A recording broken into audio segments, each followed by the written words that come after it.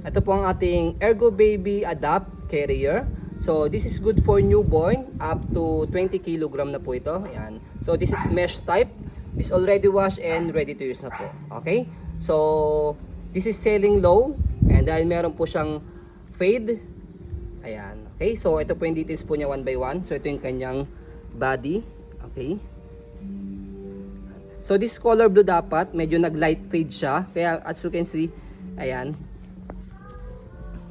Okay, kaya selling low na lang po ito.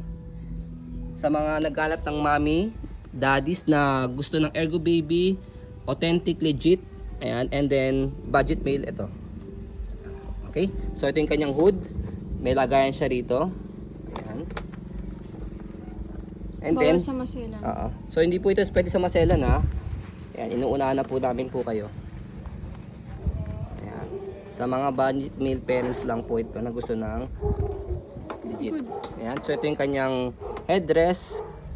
Adjustable siya ng ganyan. Ito yung button niya. So kapag ka newborn yan dito sa taas, pag toddler dito na sa baba. Okay? Kasi kaya na ni baby i-support yung kanyang head. Okay? So pakita natin yung likod niya. So sa likod niya, ayan, meron siyang lock dito. And then sa kanyang waist, adjustable po siya. Okay? So pakita natin yung loob niya. Ayan. So ayan, mesh po siya. Ayan. So very comfortable kay baby. So pwede nyo siya i-adjust, di-strap siya. Depende sa laki ng baby.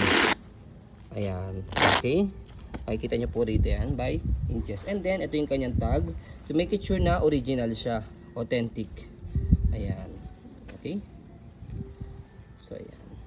Kaya nakalagay dito, do not remove. Wala lang yung pag-note niya dito, do not remove eh. Kasi na-wash na po ito. Okay. So, to make it sure na legit siya, meron siya tatak ng Dadway. So, yung Dadway na yan is isang store sa Japan. Okay. Saka, we don't sell fake Ergo Baby. Okay. So, ayan po. As you can see, very details po kami sa akin pong pag-video. Yan. Kasi amin shop policy, no refund or exchange. What you see is what you get. So, ayan po. Maraming salamat. Have a nice day and God bless po. So, ayan. Deep blue.